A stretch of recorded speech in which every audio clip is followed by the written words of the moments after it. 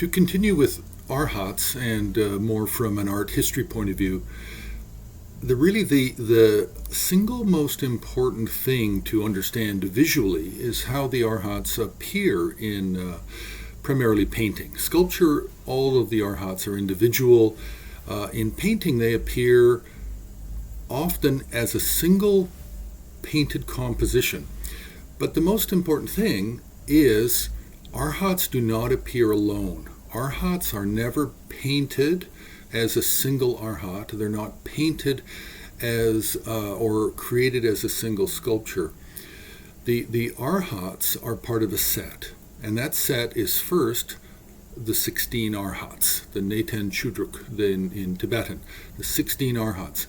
But they don't exist, and they're not created in painting and sculpture as just the 16. They have to have a context. Now, the context is, first and foremost, they are attendants or they are students of Shakyamuni Buddha.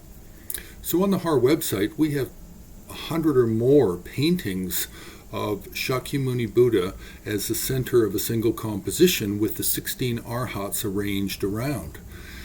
Now, along with these, this group, this set, it's actually 25 figures. So you have Shakyamuni as the main figure, and then you have his two foremost students, Shariputra and Maudgalyayana, standing to the right and to the left of the Buddha.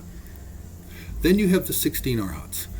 After that, in more modern times here means really the 14th, 15th century. Then we have Dharmata, the attendant who stands with his tiger and often in a walking, in a striding posture.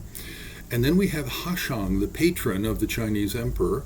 We have the patron, and then we have the four guardian kings. So this group makes up 25 figures. This is what you'll find in a single painted composition. Now, granted, there could be other figures thrown in. At the top center could be Vajradhara, Buddha. Along the bottom could be some Tibetan traditional protector deities, a mixture of early Buddhism with some later Vajrayana iconographic figures.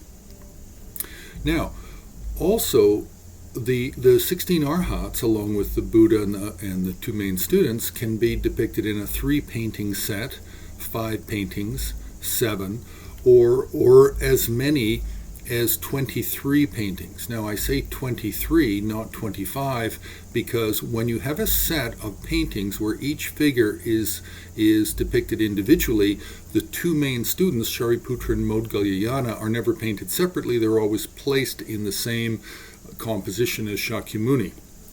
And then you have the other figures in individual compositions. So it's very important to understand that the 16 Arhats is part of a larger group of 25, and they're not painted or sculpted individually. They do not have individual cult followings. They belong to this larger assemblage of figures which tell a much bigger story. So this really is the single most important thing to understand, is that the Arhats are not individual and isolated one from the other with their own followings. They're all part of one large group, and the center of that group is Shakyamuni Buddha. That is the most important thing.